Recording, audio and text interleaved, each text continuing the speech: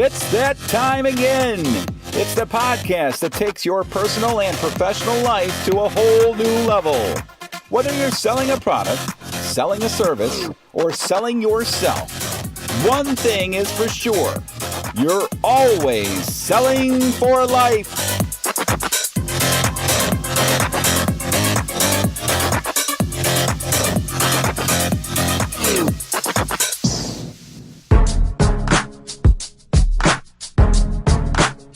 All right, welcome back. It's the Selling for Life podcast, a podcast meticulously designed for those who not only want to be better at selling stuff, but better at selling themselves. Because whether you're trying to sell insurance or you're just trying to convince a coworker to let you borrow $10 until payday, you're always selling for life.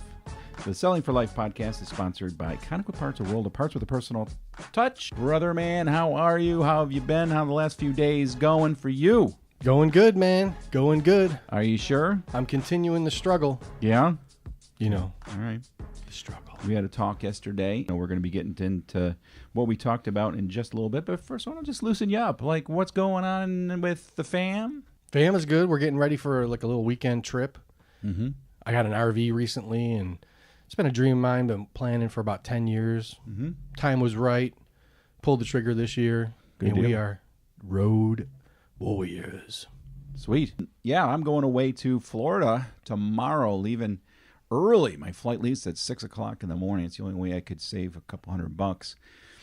Got to get the kid up at like 4 o'clock in the morning. Me and my 12-year-old are going to Florida. He's excited to go to Universal. He wants to go on the Jurassic Park ride before they close in September. I guess they're upgrading the ride to Jurassic World. For those of you who are Jurassic Park and World fans, you probably know what I'm talking about. Beyond that, I'm going to see my dad and family, and it's going to be interesting because it is super hot down there, and I don't like the heat. Nope. That's where the sun is, in Florida. Yeah, like all the time. Like the sun is literally just a couple hundred miles above the Earth's surface in Florida. That's how hot it is. So anyway, I'm looking forward to that. You know, other than the trip and everything, things are good. Things are good. The last podcast, we had a conversation yesterday in the training room of ConEquip Parts, and why don't you share a little bit about what you talked about with me? Well, I was saying like our last podcast was about character, and character is one of our core values at ConEquip. So we kind of just jumped off with the concept, but I was letting you know, like, there's so much more to it. There's like a real big backstory to why one of the core values is character at ConEquip. Mm-hmm. I was angry. I was like, man, we didn't even like talk about like the real stuff, like the right down dirty stories, the struggle. You watered it down. You tempered yourself. I was telling you that you just got to let it all hang out in this podcast, because that's why we're doing this podcast. 2 years ago, or longer than that, 5 years ago, when I first heard you talk to us about, sales and inspiration and motivation, you were reaching me with this stuff. And I said, one of these days, I want to somehow, some way bring that to the masses. And so we started this podcast, and the first few, we're feeling our way through this. You were not the guy that I remember you were in front of the employees. So that's kind of what I shared with you yesterday. You need to all let it all hang out. And if anybody's noticed, what is different about Al today? Man, I am juiced up, and I'm standing up. You are standing up. I'm standing up. I'm better on my feet.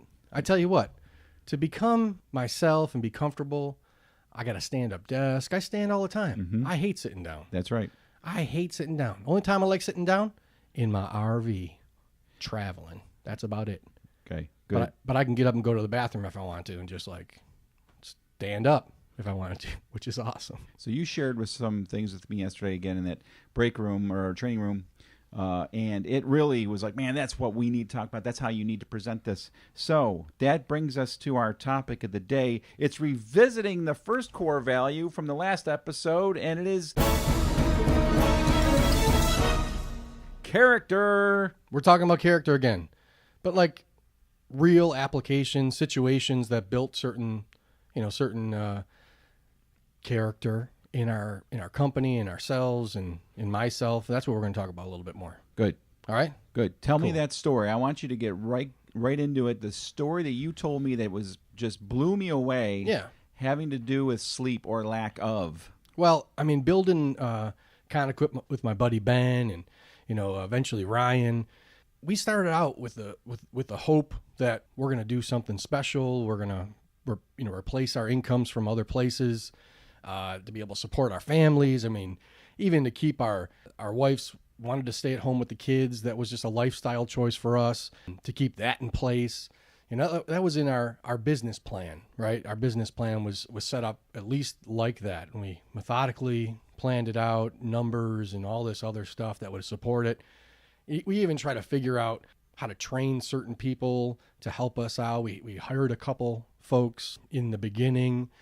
Shout out to you, first 2 sales reps that we hired, our buddy Billy and Hector. Even Doug came in part-time at that time, which, we really appreciated this help. We sucked at managing it all. Ben and I, we might've been good in sales, but we realized after a couple years, we need a lot of help. I thought I knew a lot. In fact, that was probably the biggest learning lesson for me, is that I don't know much. And there was a time, maybe 3 years in, we were selling still. There was never a point where calls weren't coming in, thank God. Mm-hmm. But man, we just couldn't make ends meet to a real point where, like I was telling and sharing with you the other day, is that there was one point where I think we were maybe, not 6 months, but maybe 5 months behind on our mortgages. Mm. That was Ben and I both. Mm. That's the struggle. Mm-hmm. You open up a freaking, a business, and you're an entrepreneur and you're going to kill it. And man, you're selling, and all of a sudden there's no money to pay the bills. Mm-hmm. Thank God though, in the last 8-9 years, we never missed a payroll. And that's the thing, you take on employees and you want to build in them and have them join your team, and you got to make sure you're responsible for that. But I actually had to go out to make sure I had food on my table and get a second job. Mm. That's the struggle. Steve, you ever do that? Not to the extent that you did. I can't wait till you tell everybody the story of what you did to help keep the business afloat. And by the way, you did miss payroll. You missed your own payroll and Ben's payroll. So in a way, you sacrificed big time. But go on with the story, because what you told me you ended up having to do to keep things going just was something everybody needs to hear this story. Go ahead. Yeah, so Ben and I were talking, and we always had this agreement in the beginning that, if one of us were to have a trouble or whatever struggle, or the company would have a struggle, one of us would move into the other one's house. And he had 4 or 5 kids at the time. I had 4 kids at the time. And we would living in the house together, Mm-hmm. So we're to that point where we're going to lose both houses. We got to figure out what to happen. And thank God there was those remediation kind of things happening and mortgages at the time, which we kind of got involved in, but we still couldn't feed our families without some other influx of cash. So it was kind of a decision, that we made even together. I had to just do something, right? I had to do something for my family, and I couldn't pull any more money out of ConEquip because we got to pay the bills and we got to make sure people get paid that are working hard for us. I freaking started looking in the want ads. I'm looking, for something I can do after hours, because I still have to sell parts, still have to market, still have to do payroll, still have to do accounting or whatever else was involved. So I got a real nice part-time temporary job, or not, I shouldn't say part-time, full-time job at a place called Ford Gum over locally. And I was in there. I worked at factories when I was a teenager. I like talking to people. So thankfully I could package gum, right? Which was awesome gum. Shout out to Ford Gum. They make the Big League Chew. You ever heard of that? Yes. I could do that. I could talk to people in the factory. We were having a blast all night from 10 o'clock at night or 11 o'clock at night till 7 in the morning. Oh my God. I would come home at 7 in the morning, right? Right. Take maybe an hour of sleep, then go to work, then come home at 5, eat, take 4 hours of sleep, go back to packaging and making gum. I mean, it was awesome. Oh, yeah? Yeah. And you did that 6 days a week, you told me. Yeah, it was crazy. But I had to take extra hours if they gave it to me, working on the weekend, working through whatever, it was just one of those things you just got to do. So does everybody hear what he's saying? He got maybe 2-3 hours of sleep a night for almost a half a year, did you say? Yeah, it went on for a few months, several months, because we had to get past whatever was going on at ConEquip. And we didn't want to give that up. That's the thing. Like, people want to, open up a business. They think it's, I don't know. There's like some kind of glory in glamour. it. Glamorous, right? Thank you, Steve. You're there for a reason. Glamorous. Glamorous. Oh, I'm going to be a business owner. I'm going to be, Yeah, glamorous. Business owning is not glamorous. It's not for the faint at heart. Nope. And people come up to me, hey, I want to do this, I want to do that, give me an idea. I tell you, I would recommend no one. You could lose your wife. You could lose your kids, your house. You could be destitute on the street. So hide your kids, hide your wife. Hide your kids, hide your wife. I need to hide your kids, hide your wife, hide your kids, hide your wife. Business owning is not for the faint at heart. And that's one of the struggles that you go through. I mean, and what's cool is we're past it, right? We look back at that as like, and that's why character is a core value here. The definition itself we talked about last time was the concept of enduring suffering, persevering through that struggle, right? And then it creates some kind of character in you, but then it produces this hope, right? And knowing that my family, my wife and I, my buddy Ben, Ryan was there during that time coaching us, giving us advice. And we joked on I think our first podcast together that like Ryan never invoiced us because he was our business coach because he knew he couldn't afford it. So like that's where he came into. It was kind of cool, and we bonded together in that. And like that's what entrepreneurship is. That's what building a business has in it, and that's what's scary. That this glorification or this whatever it is of owning being an entrepreneur, like what Shark Tank does, it makes it look like this is awesome, dude. You want to eat?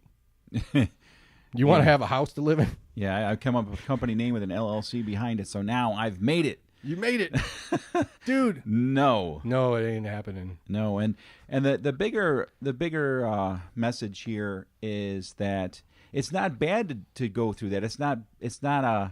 It doesn't mean that you failed because you are working at a gum factory packaging gum. Oh, it was a great 2 place hours to work. Sleep, right? No, a lot of people will feel like whatever they're going through. There are so many people out there. I was talking to you yesterday that there are single moms who have a job and they're trying to start an internet business at home or whatnot, and they're going through these struggles. They're just exhausted and in tears. At the time, feels like, well, I'm failing here, but it's not. It's actually a process of building character that helps make you stronger. That it's saying what doesn't kill you makes you stronger, right? Well, that's the thing. Like, too many people live by their feelings. And what I've learned is that, I felt like giving up. Ben felt like giving up at that time. My wife was even, wow, what's happening? But you can't go with your feelings. Character is outside of that, right? That's the whole point, right? Your feelings is kind of part of the suffering. You suffer inside, you struggle with outside stuff. Whatever you're struggling with, you can't go with your feelings. We took stock of like true facts. We wrote a pros and cons list. We took stock of, what our reality was. We sought advice at that time. We got a business coach that was Ryan. We heard him on like the radio program that he had locally and reached out to him. We talked to our pastor at the time. We got advice from other business owners. We just didn't sit there in our feelings and give up, right? We just like bootstrap through it, whatever. And Ben could have went out and got a second job too. I mean, he might have, you know what I mean? At that point, it was just more of like for our home, that's what I needed to do. I needed to do it for my wife. I needed to show her like I would do anything for her. And again, our marriage was better because of it. And my kids, they probably didn't know what was going on, but even sharing that with them, saying, hey, we gotta struggle. Let's eat a little bit less. Mm-hmm. I mean, honestly, let's be frugal. Let's not buy extra sneakers and things. Just let's pray that God keeps our shoes from wearing. I mean, honestly, that kind of stuff happened during that time. I mean, I think we're better for it, but we didn't go by our feelings. And too many people, again, don't get that. Owning a business or building a business, even working just for anybody and wanting to be successful in what you do takes character. It takes like something from within that is not part of feelings. Because sometimes you don't feel like getting up in the morning. Sometimes, tell me about it. I don't feel like getting up in the morning, but you got to do it. That's what character is. Yeah. You got to show up. You got to just, struggle through it and make it happen. And again, I love when looking back, and my kids loved it, they freaking got gumballs like every night. You know, I brought home, I'm serious. Yeah. This place was so cool to work at. You could walk out and there was like mismatched things and wrong colored things, and they'd put it out there by the, by the entrance, and you could like fill up a bag. So they did eat. Well, they ate gum. My kids ate gum. Like the packages of Big League Chew you could take home. Oh, man. It was awesome. What are we having tonight, kids? We're having some raspberry gum. Some gum. Dude. Now, let me ask you this. Looking back, would you have changed a thing? Oh, man. Would you have had it any other way? Would you, when you look back at the struggle and what you came through, would you have preferred it just fell in your lap and everything worked out great? Or do you like the way it happened? That's a leading question. I'm trying to get you to answer a certain way. Let me answer for I you. would not No, change Steve, a that thing. is exactly the way it needed to be. Yeah, I love struggle. Oh, yeah. But I mean, I want more of it, Steve. You look at people and they just don't want any obstacles in their way, as the song goes. But There's no song that says, what are you talking about? I I can see clearly now the rain is gone. I can see all obstacles in my way. You got to have struggle. You got to. It helps build character, and if you don't look at it that way, then it can overwhelm you and become daunting. But if you say, while you're in your situation, man, this is definitely going to make me stronger. I'm going to push through it, and at the other end of the line, I'm going to look back and it'll feel more rewarding, I think, in the end. I wouldn't change a thing. I learned a lot during that time. Like I said, it even bonded my family better. Mm-hmm. My wife knew that I would do anything to provide for the family. I learned that God is the one who provided, because working at Fort Gum, even if you're working there full time, though it's a great place to work and, it was good income, we still had to make payroll. It's just one of those things where here I wouldn't change anything looking back on it. Mm-hmm. But I would encourage everyone, you don't want to look for the problems, but for goodness sake, don't give up. Right. If you have a goal in mind and you sought out good advice and you're logical about it, and then you're also got a good mission, something that has gumption to it, stick with it. Don't give up. You really brought it today. Well, there are people listening to this podcast that are maybe going through something that's much like what you went through, and they are just wiped out. And hopefully this is some encouragement to know that what you're going through is worth it. Just keep at it. And in the end, when you look back, you'll say, man, this just made me a better person, a better business owner, a better employee. That brings us to our company message, Al. What do you have to tell our wonderful ConEquip employees today? Anything? Hey, I want you to live real amongst each other. Tell and share your stories. If you're in a struggle, let people know around you. Reach out, because, we weren't alone in our struggles. ConEquip is where it is because we just kept on banding with people that cared, and we weren't an island. That itself builds character. Awesome. Next week, we will take a look at another core value. Do you know what it is yet? Diligence. Diligence is next. So be sure to subscribe to our podcast, leave a comment, ask a question, maybe make a suggestion. You can email us at contact@sellingforlife.com. Check out our website at sellingforlife.com. We have a lot of cool stuff up there for you to check out. So, Al, that's it. You feel good? Thank you. Until next time, remember, whether you're trying to sell a customer on a service upgrade or you're trying to convince the groom at a bachelor party, what happens in Vegas truly does stay in Vegas. One thing's for sure, you're always selling for life.